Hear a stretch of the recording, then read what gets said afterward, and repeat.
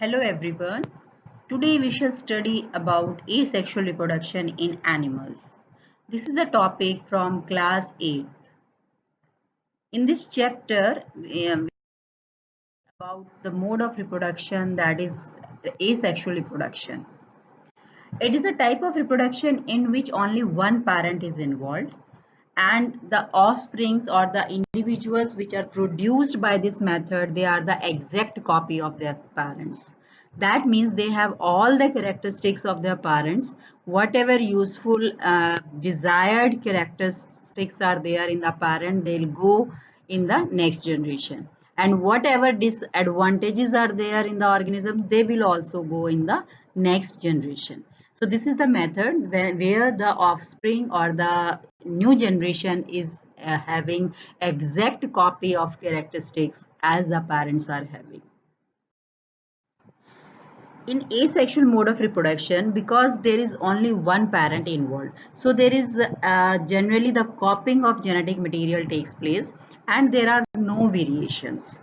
No variations means the new individuals will be similar to the parent, and when there are no variations, then there will not be any evolution. Evolution means formation of new species.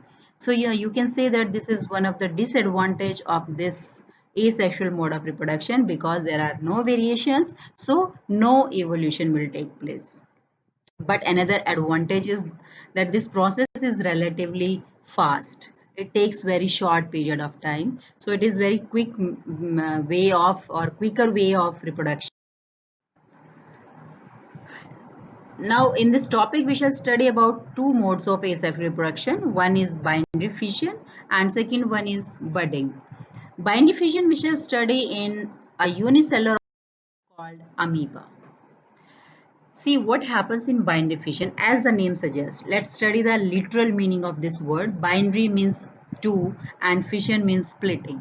That means the organism splits or divides into two organisms. As we all know, amoeba is a unicellular organism. This organism is having irregular shape, no fixed shape, and it simply divides into two parts, and this process is called binary.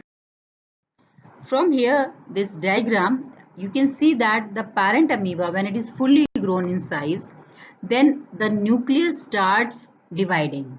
When nucleus starts dividing, because the pseudopodia, they are pulled and there is stretching in the nucleus, so the nucleus start dividing, and after the nucleus split into two, there is constriction in the cell membrane of the amoeba. The cell membrane constricts towards the center, dividing the amoeba into two daughter amoeba cells. As you can see from the diagram, initially the nucleus will start dividing, then the cell membrane will constrict toward the center, and each daughter amoeba will receive one nucleus. So we'll be getting two daughter cells here from one amoeba. This is how it takes place in amoeba. Now, what are the conditions which support this process of binary fission? See, when the amoeba will get proper water, proper food and the right temperature, then binary fission is one of the very best way of reproducing in amoeba and some other organisms. Let's take example of another unicellular organism, that is Paramecium. Paramecium is a unicellular and it is a slipper shaped organism. And see, the tendency of this organism is so quick that it can reproduce after every 8 hours. Yes, this is surprising, but it can do. Paramecium will divide, then it will grow, and again it can divide after 8 hours. So after every 8 hours, the paramecium is able to produce new organisms. Now let's proceed towards budding. Budding is another important method of asexual reproduction. In this method, we shall study this method in the organism called hydra. As you can see from this diagram, when the hydra is fully grown, it is fully mature, then a small outgrowth start arising from one part of the hydra. And this small outgrowth or the small bulge is called bud, B-U-D, bud. This bud starts growing in size, and after some time, when it keep growing, after some time it will develop some tentacles. Tentacles, as you can see from this diagram, tentacles are the finger like projections present over the hydra. Okay, so the small organism, small bud will arise, it will keep growing, and finally it will develop tentacles. When this small bud, or rather the growing hydra, will completely grow, develop completely, then it will detach itself from the parent hydra, and it can live as a individual hydra. It will grow, and afterward it will become capable of further budding, further reproduction. This is how it happens in amoeba, and sorry, this is how it happens in hydra.